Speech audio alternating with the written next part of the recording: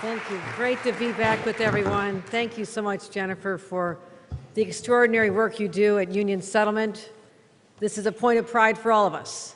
And to know that people in this community have a place to come, to gather, to heal, to just deal with life's challenges. So on behalf of the state of New York, we thank you and everyone here at Union Settlement for all you do. Let's give Jennifer another round of applause. We'll be introducing Kelly Owens, our Director of Prevention of Domestic Violence, in a couple of moments. I want to thank her for all her leadership. We've worked together on this. It's been a long journey since my Lieutenant Governor days. And so we've been working together to try and eradicate this pain in families. It's heartbreaking when there's a situation where there's supposed to be love, and love is replaced by violence. And it's very hard for people to heal from that. And I thank you for being such an incredible champion, Kelly Owens. Let's give her another round of applause. You'll be hearing from Margarita Guzman, Executive Director of Violence Prevention. We'll be hearing from her in a couple of minutes to talk about what we're dealing with here. And I also want to thank many of our leaders who are here. I see Senator Jose Serrano is here. Thank you, Senator Serrano, for joining us. Senator Shelley Mayer has joined us. I don't know if Senator Kevin Parker is here. No. And must be in traffic. Okay. I've been all over this city. A sign that New York is back is traffic jam. So let's take that as a positive. Also, Senator John Lewis here. Thank you, John, for being here. Assemblymember Stephen Simbrowitz. Thank you, Steve, for being here as well. And also a great friend I just saw a couple days ago, and that would be Assemblymember Eddie Gibbs. Thank you for your great representation here. We'll also be talking about our bill sponsors in a couple minutes. But yes, for a long time, this has been a vibrant place in the East Harlem community, and really has been a place for the most marginalized of citizens, people that are just looking for someone to understand them and help them get through their lives. And so it's a fitting place for us to come together today as we talk about programs that center on lifting up the survivors of domestic violence. And it's a difficult topic, but it's one that's deeply important to me. So to all the advocates and providers, I know firsthand that this is incredibly hard work. It takes a toll on you as human beings as well, as you see others suffering, people who've been through a lot, women mostly, children who are so deeply affected by this. And the reason this is so personal to me, my mother was at one time one of those children that we care about. Back when I was a student at Syracuse University, my mother, hey, go Orange. Should we talk about the first 6-0 season since 1987? It was a great day for football in our state on Sunday, too, all three New York teams, but I will not digress. Okay, there is some happiness in life. I mean, all three New York teams win. The Yankees won, will win again at 4 o'clock today, so these are great things that are happening. So in life there is silver linings. But I was a student at Syracuse, and my mother hadn't had the opportunity to go to college. She was smart, she was valedictorian, she was editor of a newspaper. But the reason she couldn't go to college is because she was raising 3 children. The reason she was raising 3 children is that her own father, who had been verbally and emotionally abusive to her mother, walked out when she was young. My mother lived above a gas station. Her mother worked all the time as a waitress. My mom basically had to raise herself with the help of the Dominican nuns and the nuns' sisters that were in the neighborhood. But when my mom was 16, her own mother died. Left her with 3 kids. My mom had to become a parent right away. So she never had the chance to show how smart she was, and she was really smart, but she was more than anything, she was compassionate. Because when you're a child and you see violence, whether it's verbal or physical, it can affect you in a very profoundly negative way. It can make you harden to other people. But in my mother's case, it made her a completely different person. There was no person more empathetic and deeply felt the pain of others than my own mother. She decided when I was a student that she too would go to college. And with 6 kids, juggling all my younger siblings and my father's career, she said, I'm going to become a student, I'm going to become a champion, I'm going to become a social worker. And one of her projects was to embrace the whole specter of violence in homes. Back then they used to call it wife beatings, not a very beautiful term, way to describe it, but it was wife beatings. And she talked about how she had clients, and these were well-to-do women in the suburbs often, and talked about a doctor who had come home from a hard day at work and used the telephone cord. Now, young people will not know what a telephone cord is, but literally try to strangle his wife and to beat them down. And so it was not just something that affected poorer populations, it was affecting everyone. And women at the time, and now we know there's more men affected, but women at the time had no rights.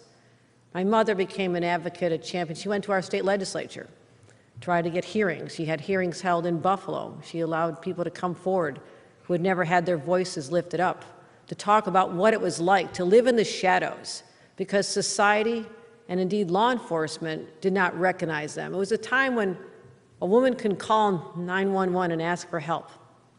The police would come to the door, and if the husband answered the door and said, "Everything's okay here, officer, nothing to see here," they literally would walk out the door and leave the woman being tormented in the confines of her own sanctuary, her own home. That was going on, this was the 1970s. So my mother worked on getting legislation, so the police had to respond differently.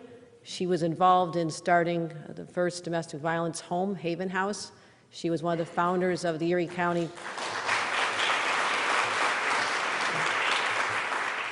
she's one of the co-founders of the Erie County Commission on Domestic Violence, and of course she brought her daughter along with her. I attended meetings with her. We went as a family to help bring toys to the centers and to help paint the rooms that women would be living in. So this was a family journey for us, even as a college student.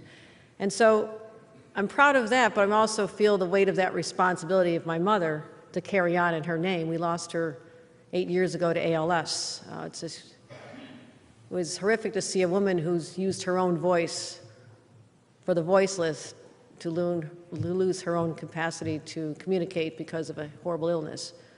But even for her 70th birthday, my mom didn't want a party. She decided that she was going to start a home for victims of domestic violence herself.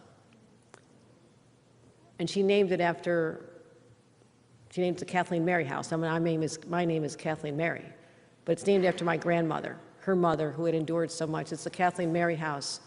They bought an old funeral home. Kind of scary down the basement, I have to tell you. All of us went there, all of us, my kids, myself, all of our families. We painted the rooms, we put in a computer lab. We knew that this could be a nurturing place for children, particularly get enrolled in the local schools here, have an advocate, go to the court hearings with the people, and be a real friend to people who felt friendless and so alone. So we started that, my aunt, my mother, and I started this transitional home just a number of years ago. So people could all of a sudden learn life skills and to know that there are people who believed in them and really have a new path in life. And I tell you this only because despite the efforts of people like my mother and others, there's still violence in homes, whether it's physical, emotional, it has not stopped. And that's why, as governor, I've made this one of my top priorities. And we could not have foreseen the effect of the pandemic on families, where people who might have been able to leave their home and go to a job or go to a support system or just have coffee with a friend, escape that environment. When everybody had to be locked down, you couldn't go to your job, so many of them. You're literally locked and trapped in an environment that was abusive and you had no way out. So we have seen since the pandemic that the numbers of calls to our hotline, we saw it early on. I mean, something happened very quickly during this whole phenomenon known as the global pandemic, COVID. And the statistics are now even more alarming. 1 out of 3 women and as many as 1 out of 4 men have experienced some form of intimate violence or emotional trauma from a partner. And the operative word being partner. A partner is supposed to lift you up and be your friend and be your emotional support system, not be someone who abuses you. And to the core, that is deeply disturbing for any human being who puts their trust in someone else, who loves someone else, who gives of themselves, and have it returned with violence, but sometimes in a situation you can't escape. When there's children involved, you often just can't escape because who's going to help pay for the kids' lunches the next day and their books? And you become emotionally reliant and physically reliant, but also financially reliant. And My mother saw this as well, and I'll tell you one other thing she did. She started a small business, a flower shop. It never made a dime. She's not great in business. The reason she started a flower shop in my hometown, even when all the shops are closing up, they're all boarded up, the steel plant left, the jobs left, the people left. My mother decided right after I got out of law school, I'm going to start a flower shop. Mom, why are you starting? You don't know anything about flowers. She says, I'm going to hire women who've had to leave their homes, and I'm going to teach them skills. So her little flower shop became a training center for women, displaced homemakers, they were called at the time. Kind of a quaint phrase these days. So again, understanding again that there's people who just need that extra help. And we talk about what we can do as a state government. We can talk about it. We can declare Domestic Violence Awareness Month. We do it every year. I'll continue to do that. But that is a reminder of what's going on. We can wear purple, pull out our nice purple dresses and scarves. Everybody looks great today, even some nice purple ties, gentlemen. Well played. But we also have to build supportive communities for survivors. I mean, let's just get real about this. I mean, talk is nice, but it's not what we need. We need people to know that there's a place for them to go. And when people go to a place, we need to let them know that they're going to be safe and secure. And sometimes it's even making sure that their abuser can't track them down. There's so many places that people's addresses are out there publicly. And it's so easy to be found again. I can't tell you how many times we got calls for the Kathleen Mary House, and we had to go over there and help people whose abuser had tracked them down. They're trying to find them and hurt them. So we were always involved with our local police. We know it's real. And I'm going to be signing 5 bills here today. And I thank the champions, the legislators. It's great to have partnerships in the legislature. They bring their own passion and the needs of their own constituents to Albany. When they leave their districts, they're there fighting for all of you. And it's a beautiful manifestation of a relationship that is so important when you get the governor's office and the legislature working like this in a real partnership as well. This is the right kind of partnership. And we're going to continue to do everything we can to keep people out of harm's way and give them flexibility to make the best decisions for themselves and their families and just literally give them a new lease in life. So I'm going to take a minute to describe some of these changes that we're going to be enacting into law by virtue of our action here today. And the first one is sponsored by Senator Tim Kennedy from Buffalo and Assembly Member Fred Thiel. And this will allow victims of sexual violence to apply to the Board of Elections to have their voter registration information sealed from the public. Again, one more way that an abuser can track down the location of someone and very easily show up there or go to the children's school. I mean, there's a lot of vulnerability when you're in this situation. Even if you have an order of protection, it is still a frightening time for these women. So we have to keep finding all the ways, and if it's someone can find you from your voter registration rolls, then we're going to stop that as well. So it should not be easy for an abuser to track down the address of any individual. Also, you think about someone who's living, in a married relationship, partnership, in a home or an apartment. There's usually utility bills that are being paid for, and both names may likely be on it. But when someone has to flee that home to save their lives or their children's lives, they should not have to continue to pay on a contract when they are not in that facility anymore, not in that home. So our second bill requires utility companies, including electric and gas, wireless companies, cable companies, you name it, to allow victims of domestic violence to opt out of their shared contracts with abusers without any fee or penalty. Let them make that clean break without having to be tied to that individual. Because when they do need to flee for their own safety, they shouldn't be continued to be obligated under the contract. And I want to thank John Liu for his sponsorship of this bill, as well as Stephen Simbrowitz. Also, we're now going to be requiring under our third bill for insurance companies, health insurance companies, to provide domestic violence victims with the options of providing alternative contact information so they can access their claims and benefits. Think about, again, the tangled web of connections, especially when someone's been in a relationship for a while. I mean, they may well be beneficiary to someone else's contract, and it gets very complicated. They need to be able to access their claims and benefits in a way that protects them from their abuser. So and also the last 2 bills will be dealing with seizing firearms from domestic violence defendants. We are focused on making sure, and we'll be talking more about our red flag laws. But it's amazing to think that we have the tools out there that sometimes aren't being used. Red flag laws are designed to protect people when there's evidence that an individual will cause harm to themselves or others. It gives law enforcement, and I signed an executive order that directed, not made it optional, directed state police to seek out an extreme risk order of protection known as a red flag law when they have evidence of this. So we can be more in the business of preventing harm, preventing violence, preventing crimes instead of just solving them afterward. That's what I'm focused on, crime prevention here. So we have a number of bills that'll be dealing with the seizure of firearms from domestic violence defendants. And we are working directly between this connection between the proliferation of guns, someone having access to them, and it's frustrating for us, and we're dealing with it still, that the Supreme Court overturned the governor of the state of New York for the last 108 years' ability to protect people from concealed carry weapons. Again, more guns out there, more vulnerabilities for people who are victims of domestic violence. And so this cycle continues until we stop it. And that's what we're trying so hard to do here in the state of New York, is to get guns off the streets, but not say it's okay for people to be carrying guns on our subways, in our schools, in our parks, in our synagogues, in our churches, in our temples, in our mosques. We don't agree with that. And so that's why we're going to continue to fight in court to make sure that that is, follows the law that we had here for over a century. So even when we're trying to reverse the trends, gun violence, and the numbers are trending downward. I know people are insecure. I understand that. Again, like my mother, I'm very empathetic. I understand, I feel. But we are reversing the gun violence trends with shootings going down all over the state, which is a good dynamic. And we still see a trend of increasing domestic violence. And so we're going to be talking about when abusers with firearms, we know that they're 5 times, if they have firearms already, abusers are 5 times more likely to kill their victims with a gun. And so it's about access. It's about access. In the heat of anger, whether you're in a home or on a subway, if you have the ability to whip out a gun, that's when tragedies happen. So we're going to continue using all of our tools, and these next 2 bills from Senator Mayer and Assembly Members Sarah Clark, I want to thank you for your leadership in this.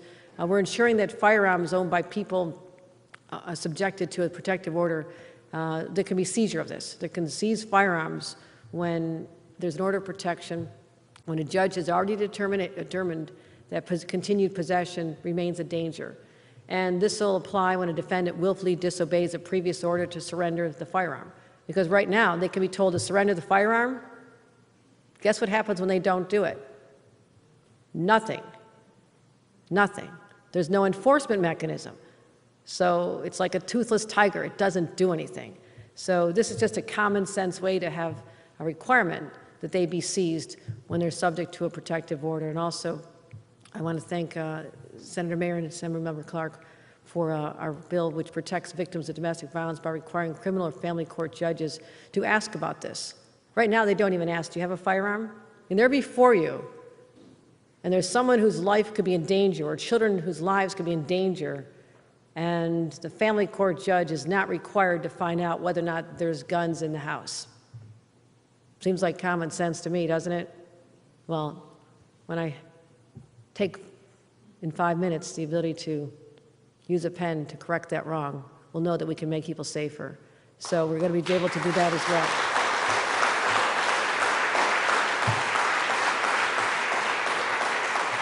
So I want to thank the legislature for their work here. Our state budget past year and going forward, we're going to continue to have a record amount of funding for domestic violence and sexual assault prevention programs. We're going to continue.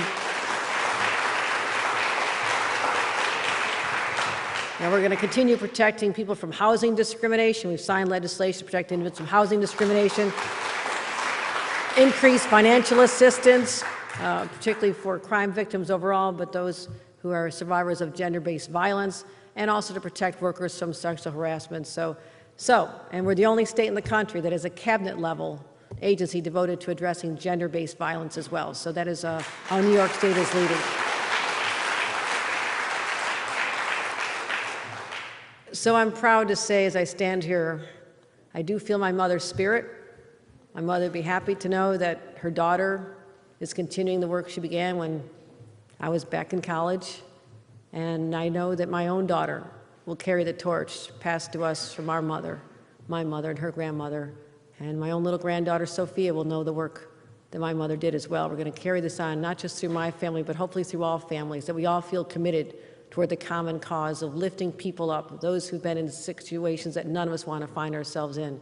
Having that empathy, that sense of purpose that a governor can convey, but also the people on the ground here can convey. Our elected leaders, the providers, the survivors themselves, who have the courage to get up and face another day after what they've witnessed and perhaps restart their lives and know that, yes, despite the circumstances you found yourself in, there is still love out there. You can still find love in your lives, and you'll always have the support and the love of all New Yorkers. So thank you very much. With that, let's bring up Kelly Owen, and thank her again for her great work.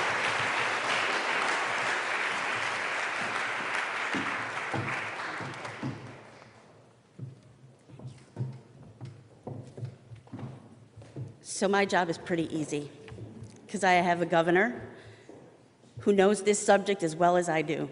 And I just want to take a personal moment, because as the governor alluded to, when she was lieutenant governor, she went all over this state. And she didn't meet just with crowds like this. She met with girls in high school. She met with women in shelter. She met with women entering back into the system after reentry. She doesn't do that. She didn't do that because it was politically expedient to do. She did that because she bleeds purple. And I thank you so much.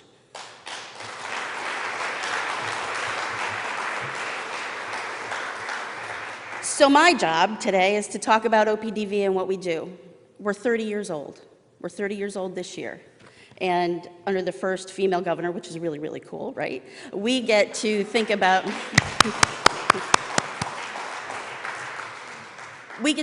what the next 30 years looks like in regards to domestic, sexual, and gender-based violence.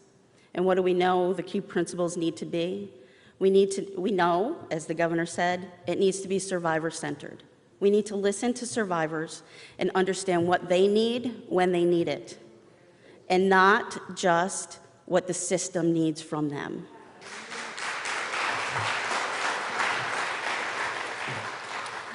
Our systems need to be trauma-informed. They need to understand the dynamics of domestic violence. That isn't just physical abuse. When you knock on that door, there may be a heck of a lot more going on around financial abuse, technology abuse, spiritual abuse, all of those dynamics that play into how someone keeps power and control over another person.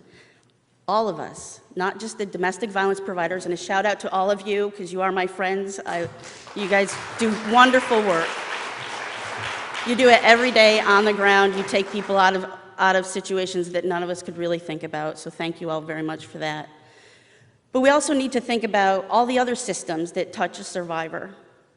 The court system, law enforcement, the hospital system, the education system. All of those systems need to understand what's happening in someone's home may be affecting them every day.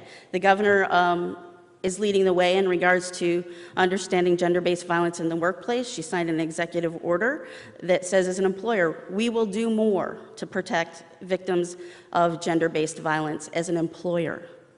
She's leading the way. New York is leading the way. So the next 30 years, hopefully we'll have a system that's more trauma-informed, but it's also more culturally responsive. You know, for many, many years, this was a system that dedicated itself to the traditional victim that we like to think about, right?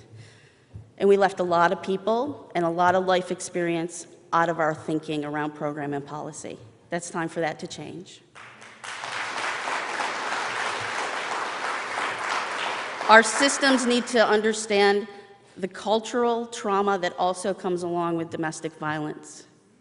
And it's our job, and the governor has charged OPDV with doing this, to making sure that no one gets left off, that the voices of survivors at every level, every economic and demographic level gets heard. So I'm proud to work for the governor. I'm proud to do the work. I get up every morning knowing that the governor's going to have my back in regards to how we're going to do this work. And I couldn't be more proud to work for you. So it's also my honor to introduce Margarita Guzman, who does the work every day and does it well. So Margarita, please.